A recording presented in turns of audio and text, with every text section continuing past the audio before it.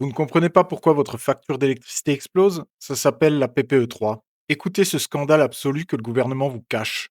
Sur Europe 1, Guillaume Bigot expose le cynisme total du gouvernement.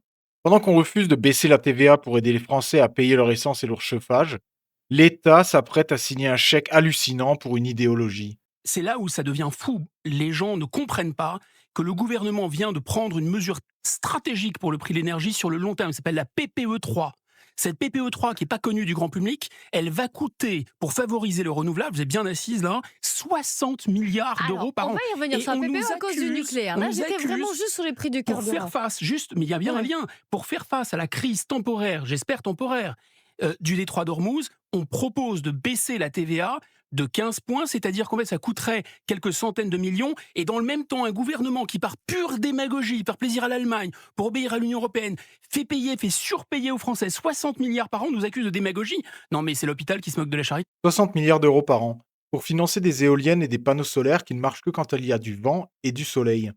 Tout ça pour s'aligner sur le modèle catastrophique de l'Allemagne et obéir au délire de l'Union européenne. Vivement les centrales à charbon. C'est une trahison pure et simple. On sacrifie le pouvoir d'achat des Français sur l'autel de l'écologie politique. Quand l'opposition propose une baisse de TVA qui soulagerait immédiatement des millions de ménages pour quelques centaines de millions d'euros, on les traite de populistes et de démagogues. Mais quand eux engloutissent 60 milliards par an dans un puits sans fond, c'est de la stratégie. La réalité, elle est cruelle et elle est simple. La France possédait un joyau absolu. Si nous n'étions pas gouvernés depuis des années par des traîtres qui ont sabordé notre industrie pour acheter la paix politique avec les Verts et avec Berlin, nous aurions toujours le meilleur parc nucléaire du monde. Nos centrales étaient amorties et notre technologie était enviée par la Terre entière.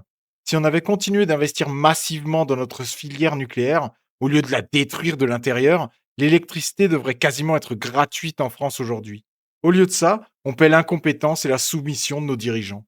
Et vous, vous sentez-vous trahi quand vous recevez votre facture d'électricité? Pour dénoncer ce racket d'État et ce naufrage organisé, partagez cette vidéo.